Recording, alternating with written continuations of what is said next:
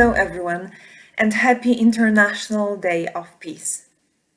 It's wonderful that technology helps us connect despite all the different obstacles that we encounter. When I was thinking about the day, I was wondering what my main message should be, what this day means to me, and what we should celebrate, knowing that the current situation around the world is far from perfect. Even when I'm talking to you now, lots of different pictures come to my mind. There are so many topics to cover, but one thought dominates. What really matters is people. So use this day to celebrate people who are making this world a better place. But this time, let's focus less on people that can be found on the front page of a newspaper. Let's use this day to celebrate people who are less visible, but not less important. Who's on my list? This year on my list is my mom. No words can describe what she means to me. On my list is my friend from Afghanistan, who is doing his best to help and support his country and its people, and he's not planning to stop, although it's both hard and dangerous now. And finally, on my list are the people, including journalists and activists from Belarus, people who are fighting for their rights, although they are exposed to an overwhelming violence. The list is not complete. But these are the peace builders I want you to know about today. You can say that my list is just the words.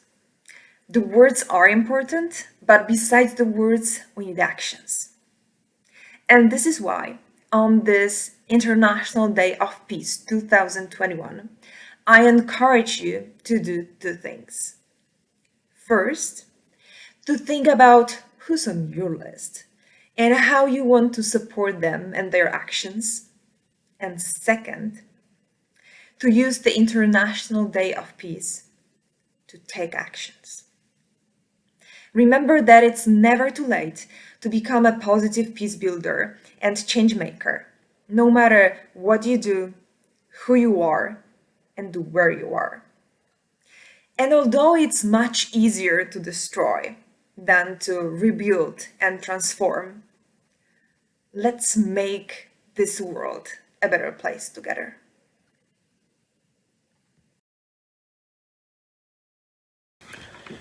Hello everyone, my name is Faisal Aminola. I am a legal consultant and international relations expert at the United Nations Institute for Training and Research. The biggest challenge for peace in Afghanistan is the threat of a large-scale civil war, as despite the Taliban's takeover of the entire country, the country is still composed of a multitude of factions with different ethnic, political, and religious sensitivities.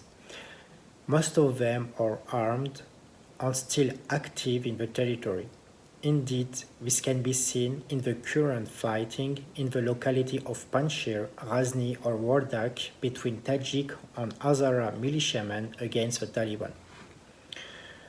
The solution that presents itself today for the decision makers of the country, namely de facto the Taliban, is to develop a political system that is independent of regional manipulations and interference, and above all, that it is participatory and inclusive, meaning that it favors the participations of the different components of the country, such as former members of the government, the leaders of a national resistance front, and above all, actors of civil society.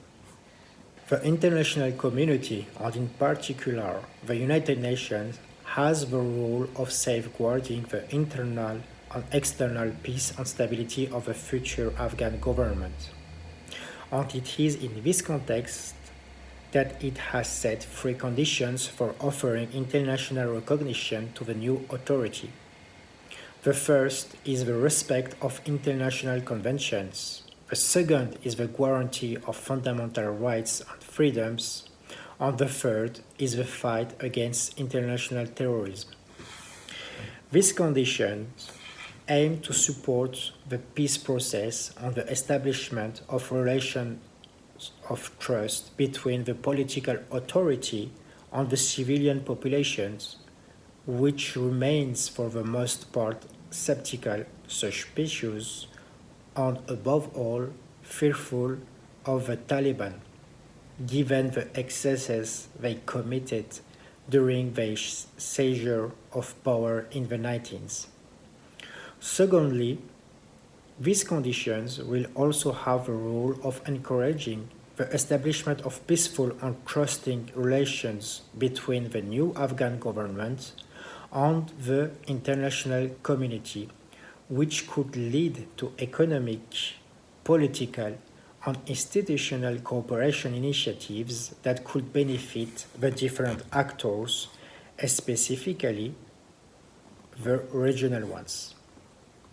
The steps to be taken are, first of all, the re-establishment of a national reconciliation dialogue in the country and with the support of international mediation actors such as the United Nations, in order to guarantee the constitution of a government that meets the conditions of sustainable stability set by the international community.